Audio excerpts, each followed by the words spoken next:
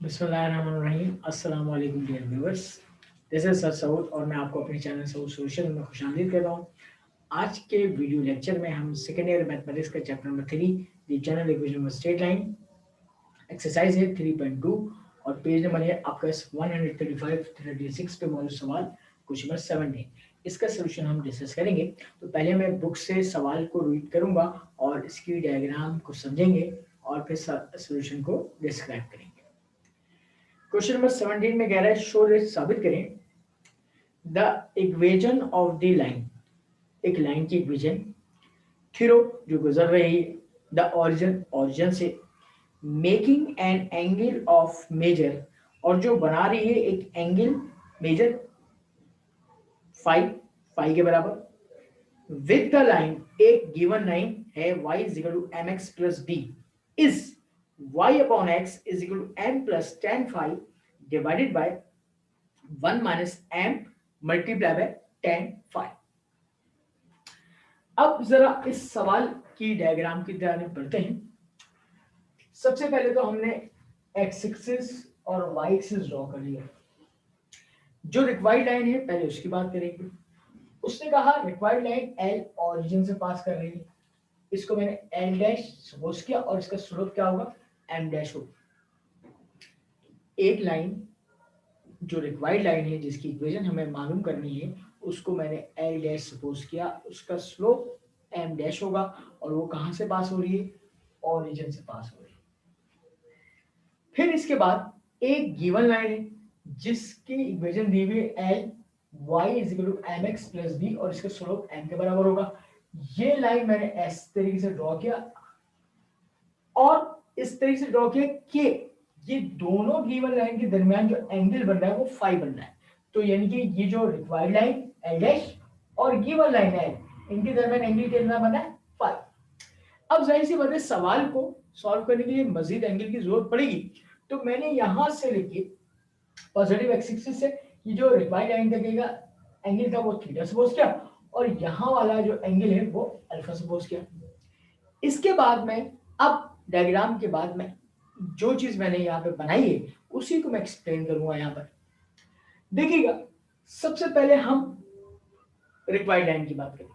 Required line के लिए मैंने लिखा लेट फर्स्ट किया M dash B the slope है of required line L dash का, मेकिंग एन एंगल थीटा बना रहा है। डायग्राम में देख लीजिएगा विद एक्स एक्सिस के साथ, यहाँ पे देखिए थीटा एंगल बना रहा है।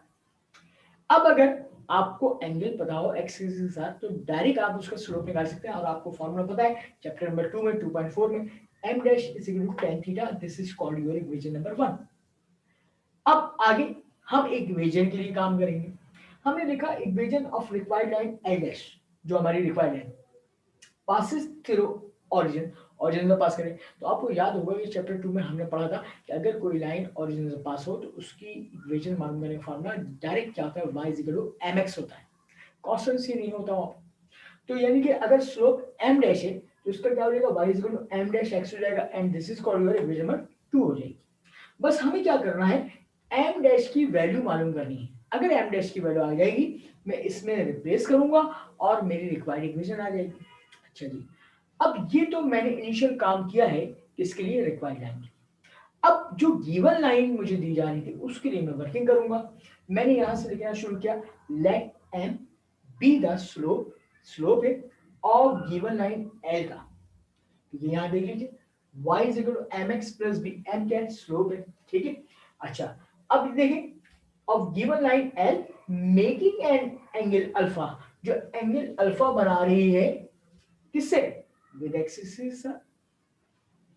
अच्छा अब अगर इस लाइन का भी मुझे एंगल पता है तो मैं इसका डायरेक्ट कैलकुलेट कर सकता हूँ। इसका स्लोप कैसे निकालूंगा m is equal to tan alpha and this is called your equation number 3। इसके बाद हम आगे बढ़ते हैं।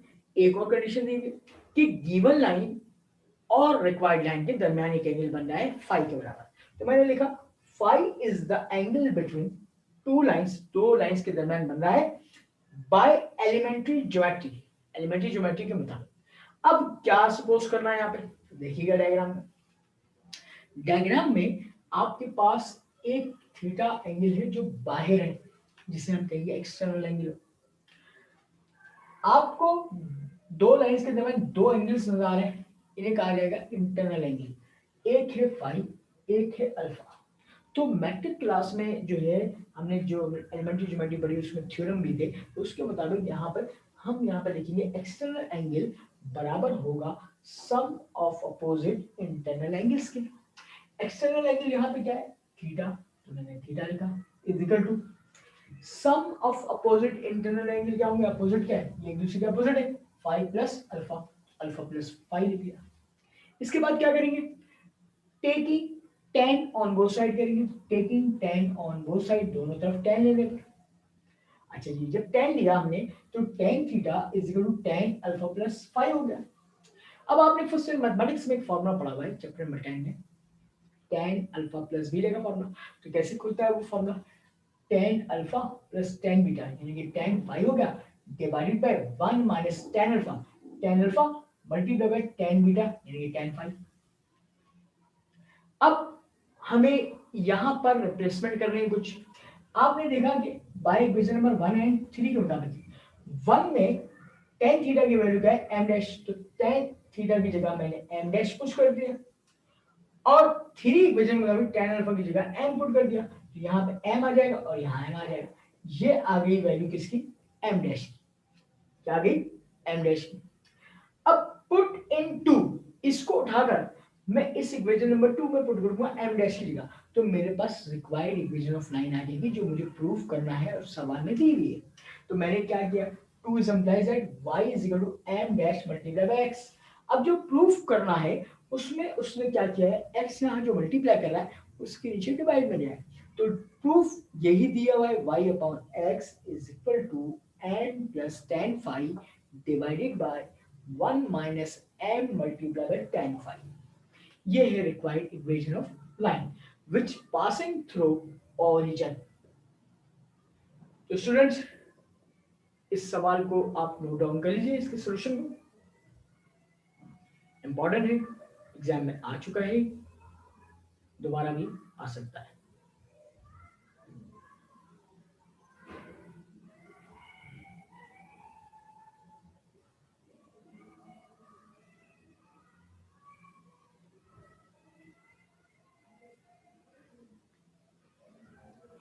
इसके साथ ही स्टूडेंट हम अपना आज का वीडियो लेक्चर यहीं पे एंड करते हैं।